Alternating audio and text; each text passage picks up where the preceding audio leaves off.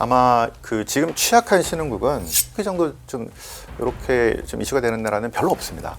과거의 신흥국 그 문제랑은 좀 다르고, 다만 이번에 그 이 3월, 4월에 이 위기 때 터키는 그동안 모아둔 2천억 달러의 외환보유 중에서 금을 포함한 외환보유고를 사용해서 이 환율 가치를 좀 막으려고 했다. 왜냐하면 30%의 금리를 3% 더 올리기 쉽지 않았거든요. 터키는 그 전에도 실은 문제가 많았고, 거의 2013년에 3리라였던 거의 30리라가 돼버린 하이퍼 인플레이션으로 가고 있는 과정에서 조금 이제 좀 열심히 좀 제대로 하고 있다, 좀 열심히 하려고 한다는 상황에서 지금 문제가 생긴 건데요.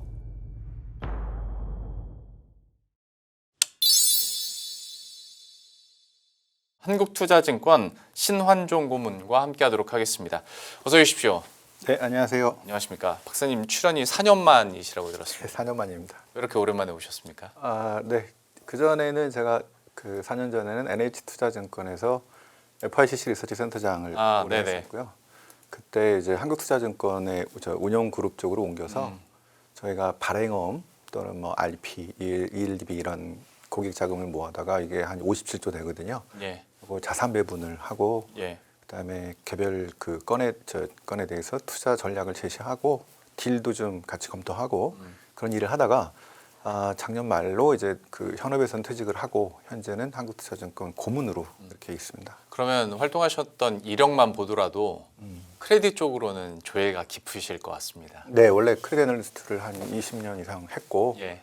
그다음에 그거를 기반으로 저희가 해외 채권, 그다음에 국내외 크레딧, 네. 그다음에 실은 금융 위기, 네. 그게 실은 제 전공이고요. 그러니까 이게 채권 크레딧 이렇게 하는 순간 오늘 시장이라는 분위기가 좀 안 맞을 수도 있겠다라는. 이럴 때일수록 예. 잘 나갈 때일수록 네. 어떤 리스크가 앞으로 올 수 있는가, 그다음에 그 앞으로 올 이런 상황들이 과거에 비해서 어느 정도인가. 네. 그래서 2008년 뭐 이거를 뭐 100으로 본다면 이게 어느 정도의 충격이냐. 그게 뭐 2008년을 별 한 5개로 본다면 예.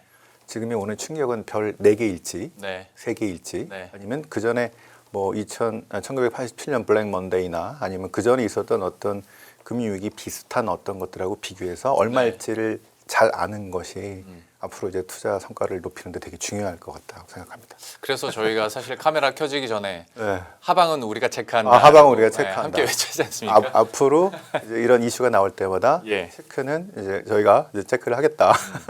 그러면 이제 그 관점에서 봤을 때 지금의 어떤 크레딧과 관련해서 뭐 이런 위기나 리스크는 어디에서 있을까 저도 곰곰이 질문을 해보면 이전부터 계속 나왔던 거는 최근 들어서 이제 사모대출에 대한 불안감들이지 않습니까? 지금 상황에서 이런 고금리화가 계속 이어지는 상황에서는 어떤 사모대출이 결국 시스템 리스크로까지 이어지는 뇌관이 되지 않을까라는 이제 걱정들을 하시는 분들이 있는데, 그러면 지금의 상황과 과거의 금융위기 때의 상황을 비교해 본다면 표현해 주신 것처럼 지금은 별 몇 개짜리인지 한번 판단을 해 주시겠습니까? 네, 지금 제 생각으로는 일단 사모대출 문제는 2008년 금융위기보다는 현저히 낮은 수준에 지금 머물러 있다고 생각하고 충분히 헤쳐나갈 수 있는 문제다라고 생각을 합니다. 그래서 이거를 좀 접근을 좀 다르게 해보는데요. 네. 왜냐하면은 우리가 그 2008년 금융위기라고 부르잖아요. 예. 그런데 그 전에 1900년대, 1990년대는 뭐 그 러시아 모라토리엄, 또 뭐 멕시코 모라토리엄, 한국의 아시아 외환 위기 이렇게 얘기를 하지만 글로벌 금융 위기 이렇게 부르지는 않거든요. 그렇죠. 그렇죠. 네. 롱텀 캐피탈 문제가 있었음에도 불구하고 그 다음에 그 뒤로도 갑니다. 1980년도에 블랙 먼데이 이슈는 있는데 금융 위기라고 부르지를 않아요. 대부분 사태? 그때 있으면 이제 1989년에 있었던 미국의 저축 대부조합 사태 이렇게 주로 부릅니다. 네. 저축 대부조합은 SLA라고 해가지고 이제 우리 저축은행이랑 실은 비슷한 건데요. 그리고 뒤로 가서 1970년대로 가도 스태그플레이션이고 뭐 그렇잖아요. 근데 금융위기 얘기는 없어요. 그렇죠. 그죠? 네. 그 전에 60년대, 50년대도 없고 거의 뒤로 그 보면은 찾기가 어렵습니다. 왜 2008년만 글로벌 금융 위기 뭐 이렇게 부르면서 아주 난리가 났었고 네네. 그 전에는 왜 그렇지 않았고 자, 그 차이들을 그 3호 대출과 함께 이제 뒤로 이제 한번 언제부터 만들어졌는가 보면요. 지금 사람들이 많은 분들이 걱정하는 게 지금은 괜찮은데 이제 유가가 더 급등하고 그래서 스태그플레이션이 생기고 이러면 네. 그 미국의 소프트웨어 등등을 중심으로 한 이 중소기업들 대출이 문제가 생길 거다 이렇게 보고 있는 거잖아요. 그러면서 이제 도미노 현상이라는 건데. 그렇죠. 그런데 1970년대는 예. 그 비슷한 바로 스태그플레이션이 발생하면서 엄청난 기업들이 파산하고 그렇지 않겠습니까? 네. 그런데 왜 그때는 금융위기 이런 것이 없었을까요? 이제 우리가 알지 못하는 걸까요?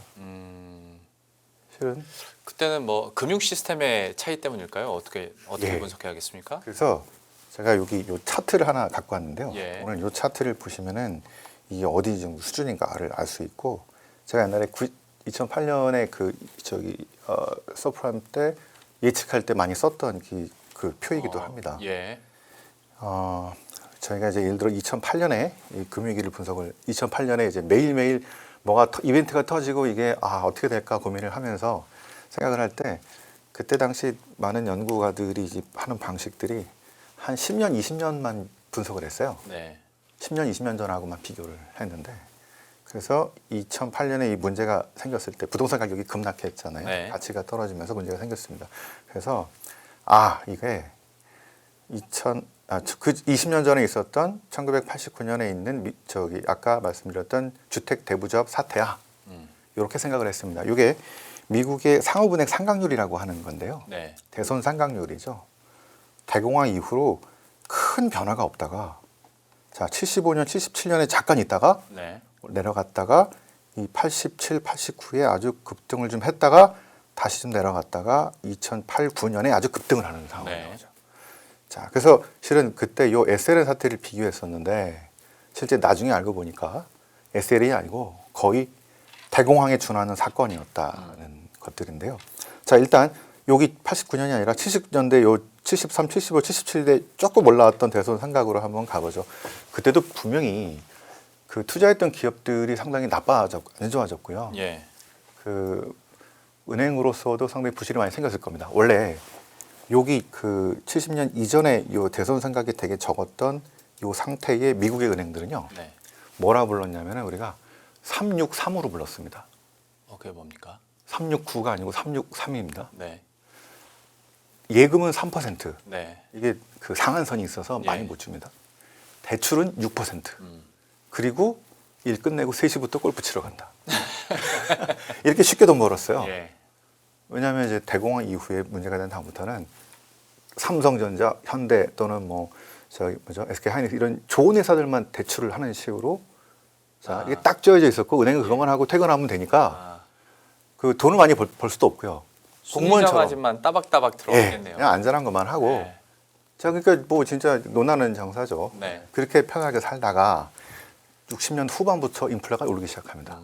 그러면서 예금이 3%에 묶여 있으니까 많은 사람들이 이걸 넣느니 차라리 채권이나 딴 거 하면은 더 많이 받잖아요. 그 돈이 잘 안 들어가가지고 그때부터는 이제 예금 기준으로 예금을 받아서 투자를 하는 게 아니라 이제는 조달을 하는 형식으로 바뀝니다. 도매 조달을 하는 거죠. 네. 이제 시장 조달을 하는 방식으로 하면서 이제 경쟁이 시작돼서 70년대 조달이 점점 높아지고 어려워지니까 무리한 투자를 하기 시작하는데 대형은행은 뭘 했냐면요. 70년대 가장 돈이 많은 그 새롭게 이제 성장이 되게 높고 그 돈이 많은 쩐주들이 모여 있는 나라들이 어디 있을까요?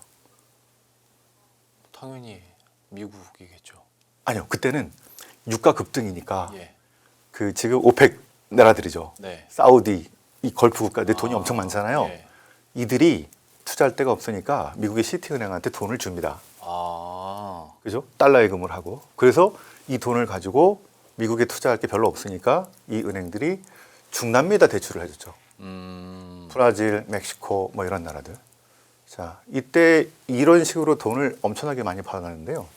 이게 나중에 점점 쌓여서 80년대 미국의 중남미 외채 위기로 가고 네. 요 시티라든가 이 은행들이 타격을 받게 되는 식으로 가게 되는데 네. 이게 점점점 부실이 쌓이게 되고 조달은 높아지는데 그동안에 만기 한 5, 6%를 5, 6% 대출을 줬는데 나는 조달을 이제 10% 이상 해야 되는 상황이 가니까 점점점 그 은행도 그렇고 아까 그 주택 대부업도 그렇고 점점점 이제 목이 차가고 있는데 이때는 부실이 다 한꺼번에 터지지 않았습니다. 왜냐하면 미국 정부가 이게 한꺼번에 터지면, 그러니까 자본은 저 그대로 있고요. 네. 그 자산은 뻥튀기를 하는 거죠. 그렇죠. 돈은 안 들어오는데. 네. 그러니까 그 우리 예전에 저축은행 사태처럼 점점점 이 부실화되는데 그거를 대선 한 방에 그 정리하는 게 아니고 네. 뒤로 수년을 시키는 겁니다. 네. 그 70년대는 문제는 있는데 기업들은 파산하는데 금융기관의 대거 파산은 별로 없었어요. 그래서 금융위기가 실은 수년이 된 겁니다. 예. 그래서 80년대로 가서 실은 볼코가 금리를 20%씩 올려가지고 아주 난리가 난 상황에도 이 은행들한테 조금 그 이제 약간 좀 페이버를 줘가면서, 자, 그래서 이 은행들이 문제가 생기는 게 실은 이제 80년대 이 문제를 이제 다시 해결하고자 조금 더 공격적인 투자를 하게 하고 상업용 부동산, 그다음에 그 당시 나왔던 마이클 밀켄의 하일드 채권, 정크 본드라 그러죠. 네.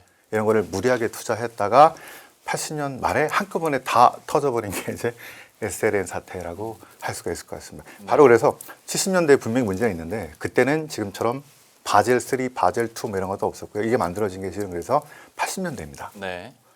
이때 70년대와 80년대를 들어서 은행들이 이제 기업들한테, 특히 중소기업들한테 대기업 투자를 해도 10%, 20%, 15% 나오는데 뭐하러 중소기업한테 하겠습니까? 이게 자금이 조달이 안 되니까 미국 정부가 중소기업한테 투자를 해라 네. 라고 해서 만든 제도가 BDC입니다. 네. 지금 3호 대출의 시작이죠. 다이렉트 펀딩이고요. 자, 그리고 3호 대출이 거의 시작이 실은 이렇게 시작이 되는데 아무도 안 해주니까 해주는 겁니다. 누가 했냐면 G캐피탈이 했습니다. 네. 예를 들어서 우리가 교성캐피탈 뭐 이런 여신 전문 업체가 했던 것들처럼 그렇게 해서 시작이 됐던 게 실은 3호 대출이었는데, 이때 이제 시작이 됐던 게 그 아폴로, 뭐 KKR 등등이 실은 나오기 시작한. 그래서 3호 대출, 그리고 채권, 그 다음에 은행, 요 세 가지의 관계를 그 잘 아시면 이제 도움이 될 것 같은데요. 미국은 그 은행을 되게 싫어하는 사람들입니다. 왜요? 미국의 연준이죠. 연방준비제도가 예. 언제 만들어졌을까요? 언제 만들어졌습니까? 지금의 연방준비제도가 만들어진 게 1913년입니다. 네. 영란은행이 언제 만들어졌을까요? 언제 그냥 답 말씀해 주시죠. 1696년입니다. 네. 그다음에 이제 프랑스에서도 한 1700년대 이렇게 되는데 미국만 되게 늦게 만들었잖아요. 그러니까 유럽에서 은행이 싫어서 도망 나온 애들이 만든 나라가 실은 미국입니다. 그래서 독립을 하고 나서 처음에 연방준비은행을 하나 만들었었어요. 그때 이제 제퍼슨, 해밀턴 해가지고. 네. 근데 해밀턴은 영란은행처럼 이 은행을 강하게 만들어서 우리가 제조업 뭐 나가는데 금융 서비스를 해줘야 돼 이렇게 나갔더니 예. 그 제퍼슨이죠. 중앙은행이건 뭐건 간에 어떤 큰 세력이 그 자금을 독점하고 하는 것들은 우리는 인정할 수 없다. 그래서 처음에 1781년에 만들었던 그 중앙은행을 20년 만에 해체시킵니다. 그리고 나서 이게 필요한데 생각이 들어서 다시 1811년쯤에 만들었다가 또 그 잭슨이라는 대통령이 이 은행이 별로 도움이 안 된다는 거예요. 그 필요할 때 서민들한테 돈을 뺏어간다는 거죠. 그래서 다시 또 은행을 없애버립니다. 두 번째 중앙은행 없애버리고 1836년부터 1913년까지 80년 동안 미국은 중앙은행이 없는 민간은행으로만 이런 그 시스템을 유지를 하고, 예. 요즘에 뭐 비트코인이나 뭐 이런 그 탈중앙화를 말씀드리는 이런 사람들의 그 논거가 80년 동안 큰 문제 없이 미국의 그 어떤 시스템이 운영이 됐다. 요 얘기들이거든요. 네. 그 뒤로도 실제 철도를 깔 때도요. 횡단 철도를 깔 때도 은행이 아니라 그 채권 자금으로 철도를 깔은 예. 이런 전력을 갖고 있습니다. 예. 은행의 역사가 실은 오래되지 않았고요. 자, 그래서 실은 지금 3호 대출 문제도 실은 은행이 힘이 약했을 때 그때마다 이제 3호 대출과 이 채권의 힘이 세지고 이랬던 것들인데, 은행, 채권, 그다음에 3호 대출이, 그래서 제가 어떻게 보면은 3호 대출이 힘이 너무 커진 거를 은행이 상당히 제 다이몬이죠. 이게 압박을 하면서 실제로 지금 다시 그 3호 대출로 커진 것들을 다시 좀 가져오려고 하는 이런 흐름이 있지 않나라는 얘기들이 많이 나오고 있는 것들이 이런 사모대출가 특히 미국 사람들은 은행 말고 채권이나 다른 형식으로 자금 조달을 하려는 게 강하고 지금 현재도 유럽 쪽 보면은 거의 은행을 통한 자금 조달이 거의 한 70% 이상이라고 본다면 예. 채권과 나머지는 한 30% 정도 본다면요. 미국은 거의 한 40% 정도 은행은 나머지 채권과 사모대출 이쪽이 엄청나게 커지고 있는 상황이기 때문에 네. 이런 전통은 이런 어떤 그 내면에 있는 것들이 계속해서 작용을 하고 있고 은행과 비은행 간의 이런 어떤 대결 이런 구도는 계속 간다고 볼 수 있을 것 같습니다. 그런 관계에서 그 사모대출 이슈를 보는 것도 괜찮을 것 재밌을 것 같다는 생각이 듭니다. 아니, 과거에 대한 그런 이론들에 대한 설명도 너무 흥미롭고 저도 처음 들었던 얘기가 많은데 다만 저희가 박사님 죄송합니다만 저희가 3부 구성이라 좀 진도를 빨리 나가야 죄송합니다. 돼가지고 그 배경은 얘기를 해주셨는데 그러면 지금까지 설명해 주신 그 배경과 지금의 사모대출을 우리가 그렇게 크게 걱정하지 않아도 되는 그 이유의 연관성을 우리가 어떻게 좀 해석을 해야 되는지 조금 더 좀 직접적으로 설명을 해주시겠어요? 일단은 그 보시죠. 중요한 거는 실은 그 2008년하고 비교를 한번 해보겠습니다. 2008년에 그 우리가 그 아까 시스템적으로 예. 이게 확산이 됐던 이슈가 있고요. 이게 1페이지 다시 한번 보시면요. 자, 저기 1933년에 1933년이 스테그 글래스법이라고 이제 루즈벨트의 첫 번째 금융 개혁이죠. 이 전에 미국의 금융 시스템은 상업은행이 투자은행을 겸업을 하고 있었습니다. 네. 이게 동시에 하고 있기 때문에 예금을 가지고 주식을 한다 이런 식으로 아주 엉망이 됐던 상황이었는데요. 그래서 루즈벨트가 첫 번째 금융 개혁이 상업은행과 투자은행을 분리해라고 했던 겁니다. 자, 그래서 33년 이후에 아까 이게 그 전과 달리 상당히 세손 상각이 상당히 낮았고 이게 좀 뭐 해외 대형 은행들이 해외 뭐 저기 중동의 자금을 받아서 이쪽을 펀딩을 했다 하더라도 이게 크지 않았던 이유, 시스템으로 확산되지 않았던 이유가 리스크 테이킹을 하는 투자은행과 네. 그 다음에 예금을 가지고 그 틀 안에서 투자를 했어야만 했던 대형은행과의 이게 아주 사이가 완벽히 구분되어 있었기 때문이라고 볼 수 있는데 이게 네. 6, 70년을 해오다가 네.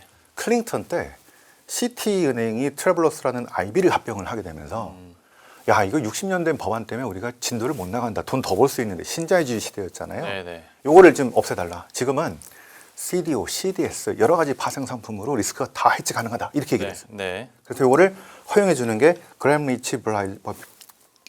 이래서 6, 70년 동안과 완전히 다른 상황이 자 97, 98 이 이후로 만들어지는데요. 네. 그게 요 그림을 간단히 설명드리겠습니다. 보면 그 전과 달리 그 전에는 이제 미들 리스크만 투자했기 때문에 한 5, 6% 이렇게 벌었다고 한다면 자 98년 이후는 CDO 같은 이 투자를 예수금으로 조달했던 시티나 이런 은행들이 그전에는 마진이 한 2, 3%밖에 안 났다고 한다면 8, 9%짜리를 막 엄청나게 투자할 수 있는 구조로 옛날처럼 다시 바뀐 게 실은 97에서 2008년 금융위기 사이였다는 거기 때문에 예.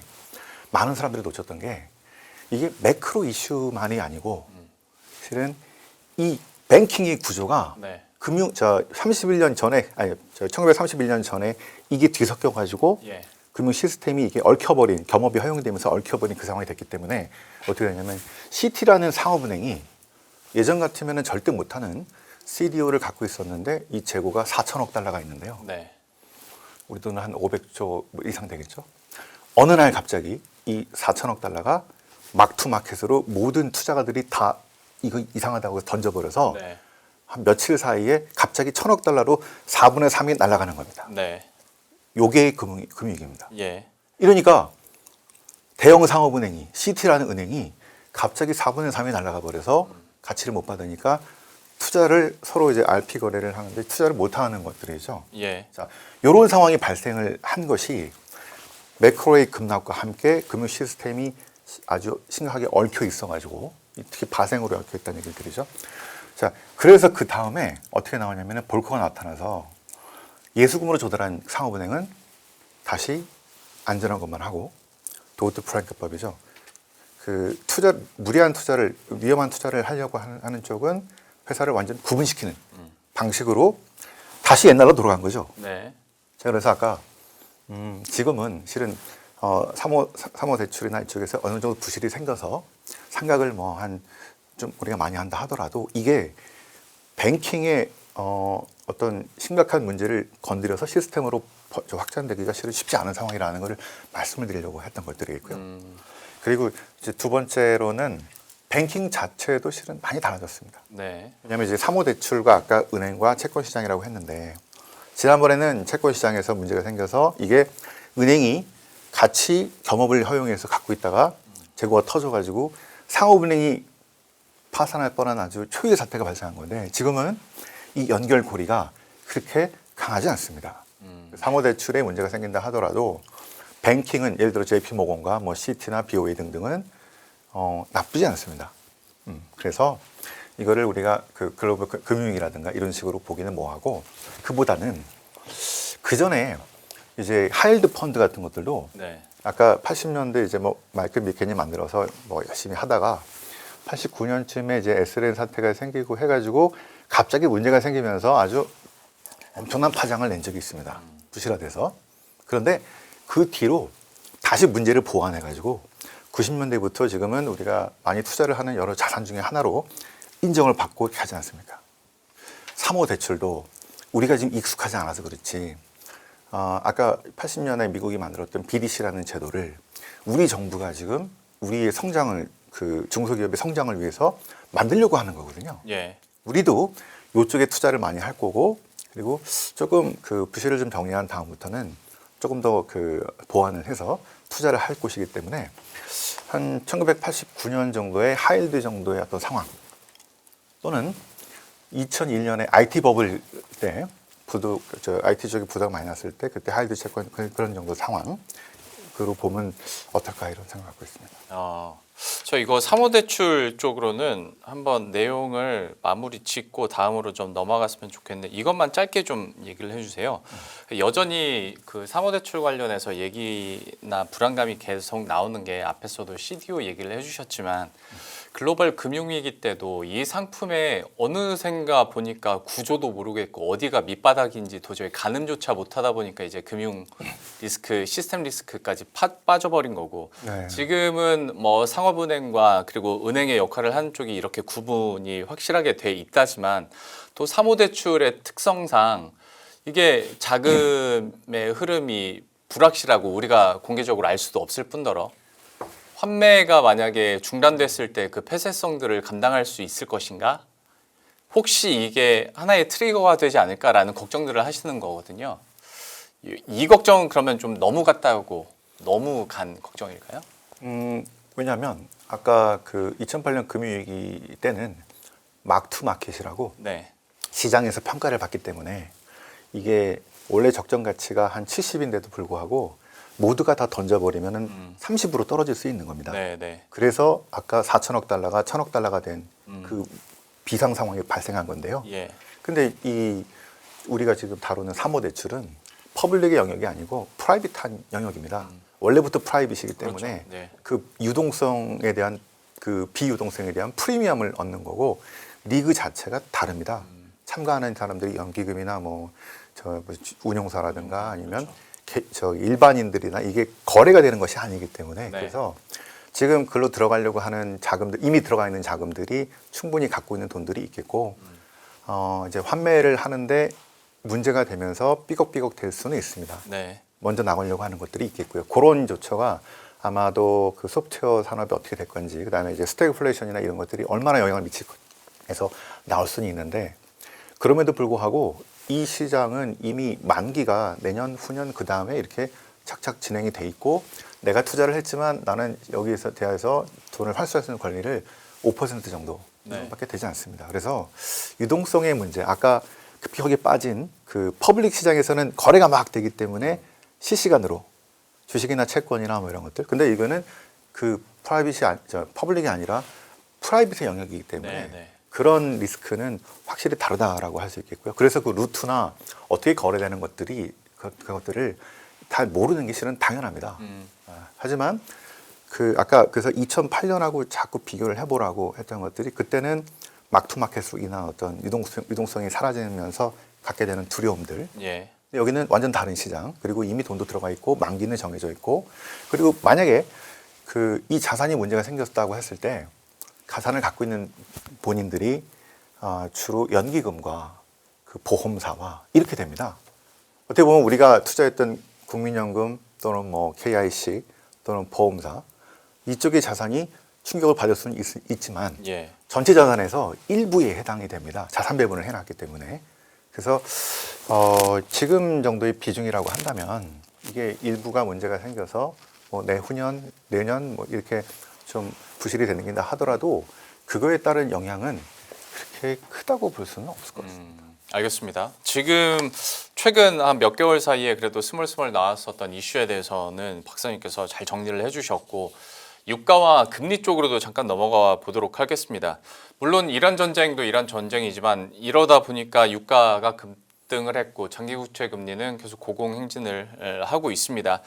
뭐 뉴노멀이라는 말도 그래서 많이 하고 지금 상황에서 크게 떨어지진 않을 것이다. 뭐 유가도 그렇고 금리도 그렇고 이런 얘기들을 하는데 지금의 레벨을 박사님께서는 좀 어떻게 평가하고 계신지 유가부터 좀 한번 짚어주시죠. 네, 그 일단 WTI가 지금 105달러 정도잖아요. 그런데 100달러를 넘은 거는 한 2달 동안 그렇게 뭐 많지는 않았던 것 같습니다. 그 전에 있던 60달러가 실은 좀 너무 낮았다고 볼 수 있을 것 같은데요. 저는 한 100달러, 지금보다 아마 5월, 6월에는 좀 더 높아질 수는 있는데 장기로 보면은 만약에 이게 뭐 우리가 연말이나 내년으로 간다 이러면은 네. 지금보다는 좀 낮은 유가가 아닐까 싶고요. 왜냐하면 호르무즈 해협을 아무리 통제한다 하더라도 우리가 대안을 마련할 수가 있습니다. 뭐 다른 쪽으로 돌려오거나 아니면은 이게 뭐 쉐일을 더 뽑아내거나 6개월 이상 걸리기 때문에 그래서 올해가 문제지 올해 5, 6, 7, 8 이 여름이 문제고 이 유가가 어떻게 영향을 미치는 게 문제지만 그 아마도 미국 사람들은요 올해 감세가 많이 되지 않습니까? 네. 그 감세 정책으로 이 유가에 대한 부담을 상당히 덜어낼 수 있지 않을까 이렇게 생각을 하고 있습니다. 네. 특히 100달러는 좀 부담스럽고 한 90달러 정도라고 한다면 충분히 그 정도로 그 감세로 유가에 대한 부담을 좀 덜어낼 수 있지 않을까 싶고요. 유가는 그래서 그 아마도 5월, 6월 정도는 지금 이 막힌 상태가 호주머니 해협이 막힌 상태에서 그 해결은 아마 쉽지 않다고 가정을 한다면 5, 6, 7 정도는 뭐 100에서 120 심각할 때는 더 갈 수는 있지만 이게 장기로 영향 끼치기는 쉽지 않은 게 과거에서는 예를 들어 뭐 70년대라든가 아니면 그전에는 우리가 시스템 자체가 유가 원유의 의존도가 너무 높았던 경제에서 지금은 서비스 위주로 바뀌었지 않습니까? 그래서 네. CPI 구성도 바뀌었습니다. 옛날에는 그 제조 등등이 이제 그래서 그 유가 영향을 미치는 것들이 60%였다고 한다면 지금은 서비스, 그러니까 의료 또는 그 주거비 같은 거. 네. 2022년에 인플레이션이 급등했던 것도 실은 주거비 문제였었는데요. 이런 식으로 바뀌었고 예전에는 모기지 금리가 거기 포함됐지만 지금은 모기지 금리가 많이 빠졌고 등등 때문에 유가가 미치는 그 영향 정도도 옛날보다는 많이 감소했기 때문에 그 이 유가로 인해서 아마 좀 상승한다 하더라도 장기보다는 올해 한 중반 정도의 인플레이션과 금리에 영향을 미치는 정도, 그 정도 충격에 머물지 않을까 이렇게 생각하고 있습니다. 그러면 지금 부담으로 느끼고 있는 인플레 압력도 어쨌거나 연말 정도까지 가면 많이 그래도 완화될 것이라고 볼 수 있을까요? 연말은 완화될 거로 봅니다. 예를 들어서 4분기나 내년 정도는 완화될 것 같은데요. 문제는 이제 지금 오르고 있는 금리 등등은 올해 원래 2번 정도 인하를 예상을 했다가 지금은 없거나 아니면 한 번, 두 번 이게 그렇죠, 다시 나오고 네. 있죠. 근데 금리가 빠르게 그 오르고 있는 것들은 유가도 있고 이제 전쟁 청구서도 있고 또 재정 적자가 계속 쓰는 것들이기 때문에 그 금리는 아마 올해 2분기를 거쳐서 3분기까지도 상당히 좀 부담이 되는 상황이 돼서 지금 금리를 막 올리는 건 아니지만 내리지도 올리지도 못하는 이런 상황이 거의 연말까지 가고 연말에 금리를 내리면은 우리 2년 동안 2024년 말도 그렇고 2025년에도 그렇고 연말에 100bp, 75bp씩 내리면서 미국 주식 시장을 실은 이끌었거든요. 네. 근데 올해 그 기대를 했는데 그게 아마 쉽지 않을 수도 있을 것 같다는 생각이 들어서 지금 전쟁의 상황에 따라서 그런 것들이 좀 포인트가 될 것 같고 하지만 뭐 지금 그 예전에 비해서 유가가 또 인플레 등등이 미친 영향이 많이 줄어들었기 때문에 아마도 올리지도 못하고 내리지도 못하고 이런 상황이 연말까지 계속되지 않을까 이렇게 생각하고 있습니다. 연준에 대한 고민들은 저희가 2부에서도 계속 이어서 한번 해보도록 하겠고 또 한 가지 뉴스에 대해서도 한번 여쭤보고 싶은 게 이제는 튀르키예 중앙은행 쪽입니다. 네. 여기는 환율 방어 차원에서 보유하고 있었던 금 120톤을 처분했다. 뭐 이런 뉴스가 있었어요. 아무래도 이제 리라화 가치가 급락을 하다 보니까 이제 당연히 뭐 이런 조치를 취한 걸 텐데 다만 지금까지 진짜 최대 매수 주체였던 이런 중앙은행들 튀르키예 중앙은행이 팔기 시작했다라는 것 때문에 이것도 이제 좀 회의론자들은 신흥국발 금융 위기가 시작되는 거 아니냐? 전조 현상이라고 볼 수 있지 않겠냐? 이렇게 걱정을 하더라고요. 네. 이 사안에 대해서는 박사님께서는 어떻게 읽으셨습니까? 지금 유가 급등에 취약한 나라가 있고 유리한 나라가 있습니다. 우리도 좀 약하긴 하지만 네. 반도체 등등이 워낙 강해서 그런데 신흥국 중에서는 인도하고 터키가 취약하고요. 네. 왜냐하면 거의 안 나거나 가스나 원유 거의 안 나거나 거의 수입을 해야 되기 때문에 네. 유리한 나라들은 이제 뭐 러시아, 브라질, 멕시코 이런 나라들이겠죠. 네. 그런데 터키는 그러니까 예를 들어서 원유를 수입을 많이 해야 되고 그러면은 경상수지 적자 폭이 커지겠죠. 이거는 인도도 마찬가지입니다. 유가가 오르면은 실은 인도는 거의 셀이었거든요. 인도하고 터키는 거의 셀이었는데 왜냐하면 경상수지 적자 커지고 재정 적자가 에너지 보조금을 줘야 되기 때문에 둘 다 커지는 쌍둥이 적자로 갑니다.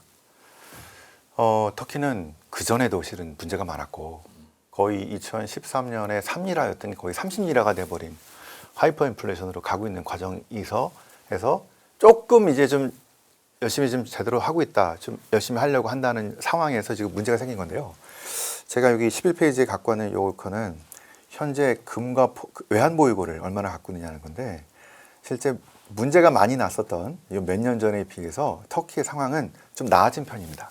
네. 보시면 이때 그 아래가 전체 금을 포함한 외환보유고가 2020년에는 한 980억 달러밖에 안 됐습니다. 금 포함해서.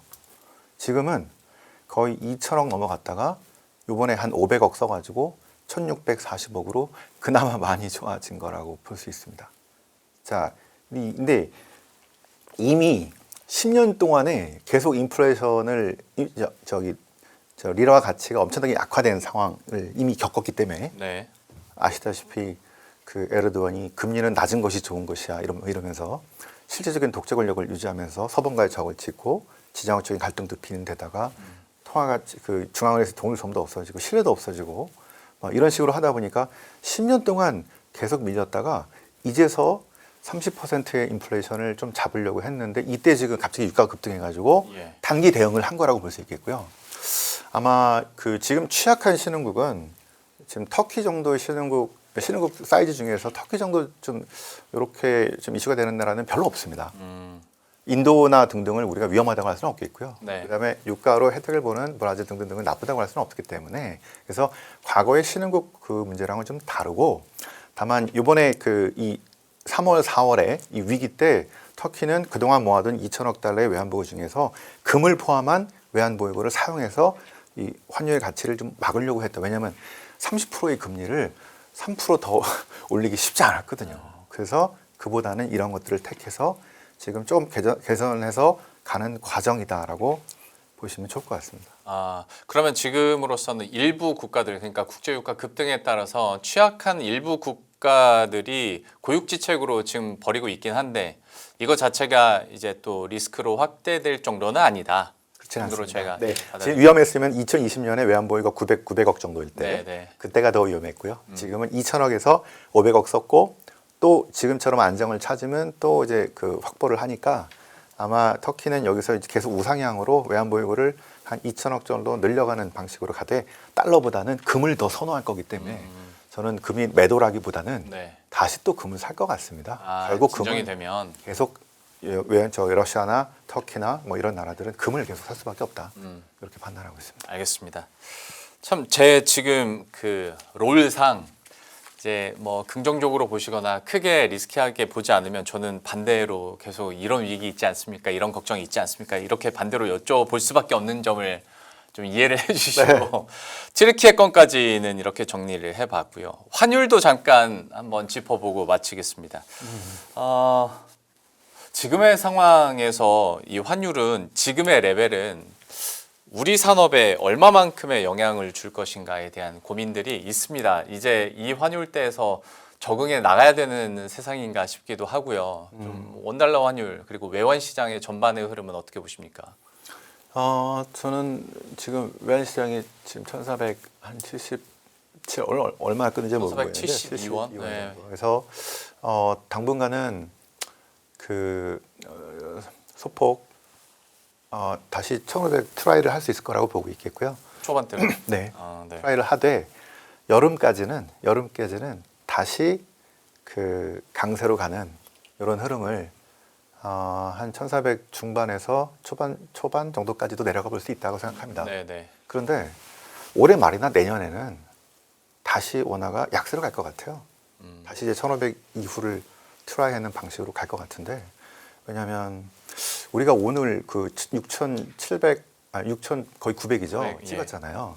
그럼 이제 7,500도 뭐 간다 또는 8,000도 간다 이렇게 봤을 때 올해 한 3분기나 4분기에 그 다음에 7,000 뭐 이제 8,000 정도 8,500을 갔던 그 주식은 투자를 했던 분들은 계속 주식시장이 있을까요? 아니면은 조금 더 높은 수익률이나 뭘 찾아서 또 움직일까요? 그건 투자자마다 좀 성향이 다를 것 같긴 합니다만. 네, 근데 이게 저희가 거의 뭐 2,500인가 해서 보통 한 1년 반 동안 달려왔잖아요. 예. 그래서 내가 한 2배, 3배 벌었는데 네. 앞으로는 수익률이 10%가 안 된다면은 네. 어디 더 좋은 데 없을까라고 계속 찾을 것 같아요. 미국이든 뭐 튀르키예든 인도든 네. 자금은 더 높은 수익률을 통해 위에 쪽으로 갈 것 같은 건데 예. 우리의 경제 성장률이 지금 뭐 내년에 뭐 1.78 뭐 이런 얘기가 나오지 않습니까? 네. 잠재 성장률이 너무 낮아요. 이게 성장률이 높은 곳에 높은 성장이 기다리고 있지 않습니까? 네. 투자할 게 많이. 그런데 그때 우리 이 한번 재미를 본 이 돈들이 계속 여기 있을까? 그보다는 좀 더 높은 수익률인 미국이든 아니면 뭐 유럽이든 일본이든 중국이든 이런 식으로 나가지 않을까라는 생각이 지금은 우리가 맞고 우리가 좋지만 계속해서 만들어내지 못한다면은 네. 근데 그게 쉽지 않지 않습니까? 그래서 올해 말 또는 하반기부터는 내년에는 또 다시 1,500을 트라이하면서 더 많은 돈들이 해외로 나가는 흐름이 더 많아질 가능성들 때문에 그 1,500 이상으로 다시 왔다 갔다 하다가 그래서 한 400원대 초반 혹시 1,300원대 후반을 찍고 그러면 1,400원대 초반에서는 달러로 바꿔서 이제 해외로 나가려는 흐름들이 또 더 많아질 것 같다는 생각에 저는 올해 말 또는 내년부터는 약세로 가는 이 흐름을 예상하고 있습니다. 근데 지금의 정부 정책의 기조를 보면 오히려 해외에 투자했던 것들을 다시 이제 국내로 끌어들이려는 그런 기조를 계속 강화하고 있는 상황인데도 올해 연말이나 내년 초에 되면 다시 이제 뭐 미장이나 아니면 신흥국 쪽으로의 해외 투자가 다시 늘어날 거라고 그러면 예상을 하시는 거군요. 이게 이제 우리의 주식에 이렇게 상승한 이유가 누가 뭐래도 제일 큰 거는 그 하이닉스와 삼성전자의 어닝 아닙니까? 네. 반도체에서 엄청난 돈을 벌어내기 때문에. 근데 그게 3분기 또 4분기부터는 이제 상당히 애매해지는 상황으로 바뀐다고 하니까 그리고 8,500 뭐 이제 이렇게 갔을 때 그 이상의 업사이드가 뭐 이렇게 가야 되는데 그 지금 2년 동안 달려온 거에 비하면 예. 이제 그거는 쉽지가 않지 않습니까? 그동안 한 것도 참 잘한 건데. 네. 그래서 바뀌는 거죠. 글로벌 자산 배분을 하자면 올해는 한국이 좋고요. 작년하고 올해는 좋고 내년에는 한국보다 더 좋은 데가 있으면 움직일 거라고 봅니다. 네. 우리가 막아낼 방법이 별로 없었다고 생각하니까요. 예. 그래서 높은 성장을 이뤄내야 되는 게 이제 우리 이번 정부와 다 같이 고민인 거죠. 그래서 이제 BDC든 뭐 여러 가지를 만들어서 새로운 자금들이 그 중소기업한테 또는 좋은 기업한테 들어갈 수 있도록 이 시스템을 잘 만드는 건데 이제 시작이거든요. 그건 너무 멀고 그래서 우리 잠재 성장률을 내년에는 그래서 이거를 그 자금 배분을 하는 입장이라고 한다면 저는 해외 쪽으로 가는 게 맞지 않나.